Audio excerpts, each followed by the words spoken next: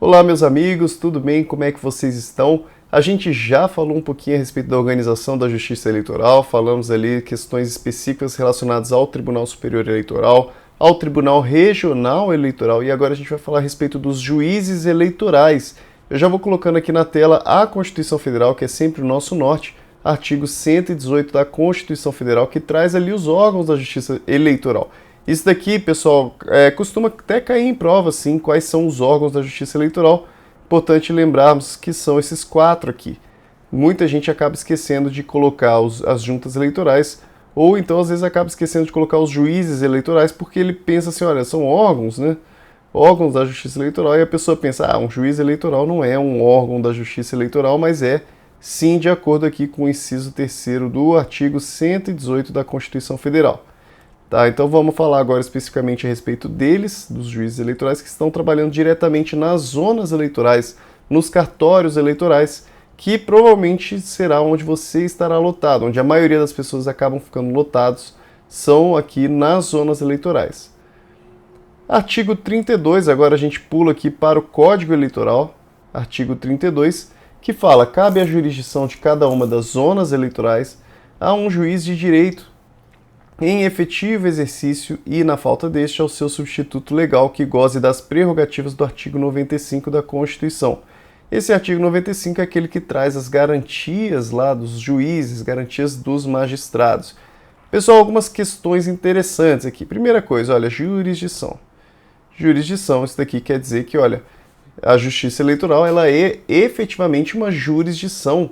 Ela exerce uma jurisdição, tá? A Justiça Eleitoral nada mais faz aqui também do que definir casos, tá? Conflitos com um caráter aqui de definitividade. Ela resolve litígios, é isso que é jurisdição. Jurisdição significa dizer o direito, ela aplica o direito. O direito é construído lá pelo Poder Legislativo, vem a Justiça aqui e aplica esse direito ao caso concreto. A Justiça Eleitoral também exerce jurisdição, nunca vamos esquecer disso.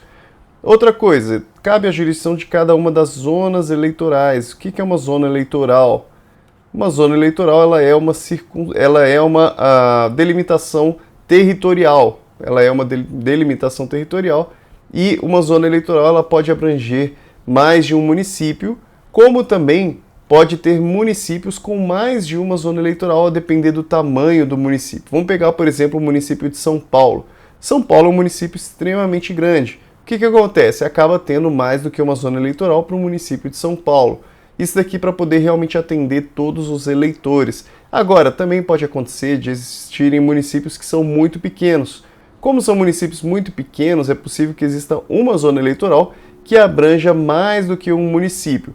Nada mais é do que uma delimitação territorial aqui para saber a atribuição do juiz eleitoral. O juiz eleitoral ali, no caso, quando pega mais de um município, uma zona eleitoral, ele possui jurisdição sobre todos esses municípios. Agora, quando uma zona eleitoral ela é apenas uma parte ali do município, aí o juiz eleitoral também possui atribuição naquela parte do município, né? E às vezes também acaba sendo distribuído por matéria, por exemplo. Uma zona eleitoral fica responsável por uma coisa, a outra por outra, e no fim das contas, o importante é sabermos aqui que cada zona eleitoral possui um juiz, tá? Inclusive está falando aqui, há um juiz de direito, tá? Cada zona eleitoral possui um juiz de direito. Também é importante aqui sabermos diferenciar a zona eleitoral de seção eleitoral. A seção eleitoral ela é uma subdivisão da zona eleitoral, só que ela não está relacionada aqui a uma jurisdição. Ela está relacionada aqui ao fato de exercer o voto. Você tem a sua seção eleitoral, por exemplo, que é o local onde você exerce o seu voto. Tá? Então a seção eleitoral é diferente de zona eleitoral. Zona eleitoral é essa delimitação territorial da jurisdição. A seção eleitoral é uma definição aqui, uma divisão relacionada ao fato de exercer o voto. Então você vota na sua seção eleitoral. Tá? Então você tem o seu título atrelado a uma zona eleitoral que está relacionado normalmente ao seu município, ou então mais de um município, tá? E dentro dessa zona eleitoral você tem a sua seção eleitoral, que é efetivamente o local onde você vota. E temos a circunscrição eleitoral. Circunscrição eleitoral ela é uma delimitação territorial também, tal qual a zona eleitoral, só que ela é uma delimitação territorial relacionada ao pleito. Então, por exemplo, nós temos relacionada ao pleito aqui uma circunscrição eleitoral municipal. Nós temos ali um pleito municipal, ou então, por exemplo, um pleito estadual ou um pleito federal. Tá? A circunscrição eleitoral seria aqui no caso, por exemplo, de uma eleição municipal no município de Ribeirão Preto. A circunscrição eleitoral seria ali Ribeirão Preto. Uma questão interessante aqui que a gente vê também que a Justiça Eleitoral, né, os juízes eleitorais, eles são juízes de direito. Isso daqui é interessante porque, como eu já falei em outros vídeos, a Justiça Eleitoral ela não possui juízes próprios, não possui, por exemplo, um concurso público próprio de juiz eleitoral. Na verdade, quem exerce isso daqui são os juízes de direito, isso é, aqueles juízes estaduais. Isso daqui é importante a gente não esquecer também, um detalhe muito relevante. E eles precisam estar em efetivo exercício. Também podem ser substituídos, né? Pode haver ali algum caso de afastamento, algum caso de licença. Nesses casos, férias também. Nesses casos, ele vai ser substituído sem problema nenhum. Parágrafo único, onde houver mais de uma vara. Então, ele está falando aqui, quando ele fala a respeito de vara, ele está falando a respeito da justiça comum. Tá? Se vamos dizer que naquele local lá tem mais do que uma justiça, mais do que uma vara na justiça comum. Né? Então, temos lá vara criminal, vara civil, terceira vara criminal, terceira vara civil, tem mais do que uma vara. Como que vai definir quem é o juiz eleitoral nesse caso? Ele fala que o Tribunal Regional, então TRE, designará aquela ou aquelas a que incumbe o serviço eleitoral. No fim das contas, acaba havendo um rodízio. Existe um rodízio aqui, rodízio eleitoral. Quando você pensar em rodízio, é exatamente isso. Vai ser definido quem que vai ser o juiz eleitoral e eles vão ficar exercendo ali um rodízio. A gente vai falar um pouquinho mais ainda a respeito do rodízio. Artigo 33. Nas zonas eleitorais onde houver mais de uma serventia de justiça, o juiz indicará ao TRE a que deve ter o anexo da escrivania eleitoral pelo prazo de 2 anos. Tá? Então, quem que vai exercer a escrivania eleitoral? Escrivania eleitoral atualmente exercida pelo chefe de cartório. Tá? Então ele está falando aqui de zona eleitoral que tiver mais de uma serventia de justiça, o juiz indica a que deve ter o anexo da escrivania eleitoral pelo prazo de 2 anos. Aqui na Justiça Eleitoral a gente vê sempre esse prazo de 2 anos, porque o juiz eleitoral, em regra, ele exerce esse cargo aqui por 2 anos. Em razão desse rodízio, ele normalmente exerce 2 anos, depois vem uma outra pessoa e exerce os outros 2 anos e fica nesse rodízio aqui de juízes eleitorais. Então ele também acaba indicando quem que vai realizar essa escrivania eleitoral também pelo prazo de 2 anos, porque vai ficar submetido a ele. Não poderá servir como escrivão eleitoral sob pena de demissão. Quem que não pode servir como escrivão eleitoral? Membro de diretório de partido político, nem o candidato a cargo eletivo, seu cônjuge e parente consanguíneo ou afim até o 2º grau.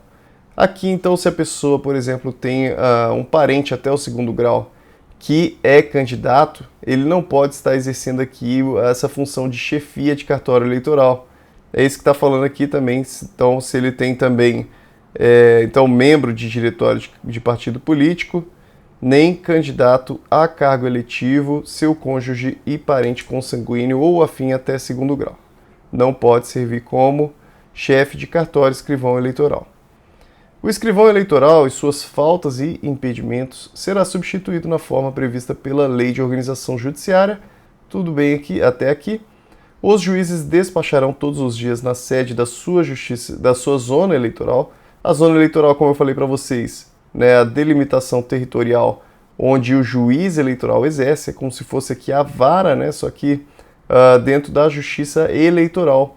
Tá? Então, quando ele vai despachar, quando ele vai fazer qualquer coisa, ele faz na zona eleitoral. E uma questão interessante é que tem resolução, né, resolução definindo aqui a periodicidade mínima de uma vez por semana para o juiz eleitoral comparecer aos cartórios eleitorais. Aí, quando eu falo em cartório eleitoral, a gente fala na sede física ali, né, da zona eleitoral, porque a zona eleitoral ela é um termo mais abrangente, né, mas quando a gente fala em cartório eleitoral, a gente está falando ali na sede física dessa zona eleitoral. Aí tem, né, regras específicas determinando que o juiz eleitoral compareça uma vez por semana, pelo menos no cartório eleitoral, para poder estar despachando, poder estar decidindo. Já que ele não comparece diariamente, né, já que ele trabalha ali, na verdade, na justiça comum, ele precisa comparecer no mínimo uma vez por semana, mas aqui ele fala, olha, ele tem que despachar todos os dias na sede que é o cartório eleitoral. Artigo 35 compete aos juízes cumprir e fazer cumprir as decisões, então aqui agora a gente está falando a respeito de competência já, ele cumpre e faz cumprir decisões e determinações do Tribunal Superior e do Regional. Eles determinam alguma coisa aqui e o juiz ele tem que determinar aqui o cumprimento disso também. Processar e julgar os crimes eleitorais e os comuns que lhe forem conexos, ressalvada a competência originária do Tribunal Superior e dos tribunais regionais. Isso aqui é importante. Eu acredito que possam vir questões futuramente tratando a respeito desse assunto aqui de competência criminal da Justiça Eleitoral, relacionado principalmente aos crimes eleitorais e os crimes comuns conexos. Eu acho que isso é muito relevante porque existe jurisprudência recente tratando do assunto, atraindo para a Justiça Eleitoral esses crimes conexos, que por muito tempo acabava não acontecendo, mas recentemente esses crimes conexos acabaram sendo atraídos para a competência da Justiça Eleitoral em razão de ser uma competência especial, uma justiça especializada, ela acaba atraindo realmente a competência. Então a gente vê aqui decisões do STF, olha, a existência de crimes conexos de competência da Justiça comum não afasta a competência da Justiça Eleitoral. Importante isso daqui. A gente tem que ficar atento a esse tipo de decisão. Não é porque tem crime conexo, né, de competência da Justiça comum que vai afastar a competência da Justiça Eleitoral. Competência do juiz eleitoral para julgamento de crimes eleitorais praticados por vereador. O vereador praticou crime eleitoral, vai para o juiz eleitoral, aqui de primeira instância mesmo. Vamos continuando, decidir habeas corpus e mandado de segurança em matéria eleitoral, desde que essa competência não esteja atribuída privativamente à instância superior. Ele está falando aqui que né, se for competência do TRE ou do TSE, aí não será do juiz eleitoral. Fazer as diligências que julgar necessárias à ordem e presteza do serviço eleitoral, tomar conhecimento das reclamações que lhe forem feitas verbalmente ou por escrito, reduzindo-as a termo e determinando as providências que cada caso exigir. Indicar para aprovação do Tribunal Regional a serventia de justiça que deve ter o anexo da escrivania eleitoral. Dirigir os processos eleitorais e determinar a inscrição e a exclusão dos eleitores. Quem faz a determinação aqui da inscrição e exclusão de eleitores, então o responsável aqui, né, superior, né, é lógico, o cartório eleitoral ele é responsável aqui pelo cadastro eleitoral, mas o juiz eleitoral quem dá aqui a última voz relacionada à inscrição, relacionada à exclusão, é ele quem defere essas inscrições eleitorais, esses alistamentos, essas revisões eleitorais, e quem dirige os processos eleitorais também é o juiz eleitoral. Expedir títulos eleitorais e conceder transferência de eleitores. É o que eu falei para vocês relacionado ao cadastro eleitoral. Quem é aqui o principal responsável é o juiz eleitoral. Dividir a zona em sessões eleitorais.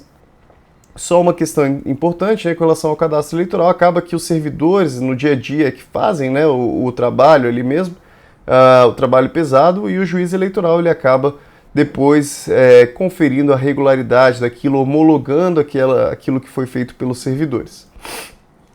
Aqui importante também o 10, o juiz eleitoral responsável por dividir a zona em sessões, é aquilo que eu falei para vocês, a zona ela é mais ampla e as sessões eleitorais é onde efetivamente são exercidos os votos. Mandar organizar em ordem alfabética a relação dos eleitores de cada sessão. Tá, então existe uma lista aqui, uma lista de eleitores para cada sessão que é feita ali em ordem alfabética, até para o mesário poder conferir realmente quem que está votando, né, para poder a pessoa votar, né, então precisa disso daqui.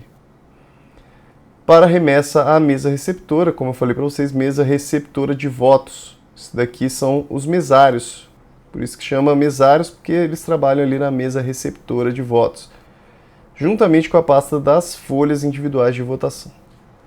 Aqui está falando só que a folha individual foi substituída por listas de eleitores emitidas no processamento eletrônico de dados.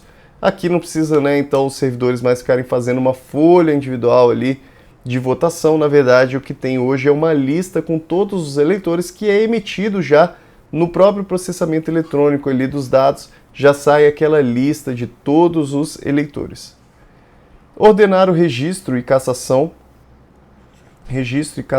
do registro de candidatos aos cargos eletivos, quais cargos que ele é responsável, os eletivos municipais, e comunicá-los ao Tribunal Regional. Quais que são esses cargos eletivos municipais? A gente está falando a respeito de prefeito, vice-prefeito e vereador. Tá? Ele que é responsável aqui pelo registro de candidatura. Tá? Inclusive por isso aqui é que é um dos períodos que mais se trabalha relacionado às eleições municipais. Quando está tendo eleição municipal, o juiz eleitoral, junto ali com os servidores, é o período que mais se trabalha no cartório eleitoral e que você acaba sendo responsável pelo registro de candidatura, né? Então, muitas pessoas se candidatam, né, e precisa conferir toda aquela documentação. Tudo isso fica a cargo do cartório eleitoral aqui. A arguição de inelegibilidade perante os juízes eleitorais, tal, designar até 60 dias antes das eleições os locais das sessões. Olha aqui, local de sessão precisa ser designado até 60 dias antes das eleições. Aqui também é importante memorizar esse tipo de situação aqui.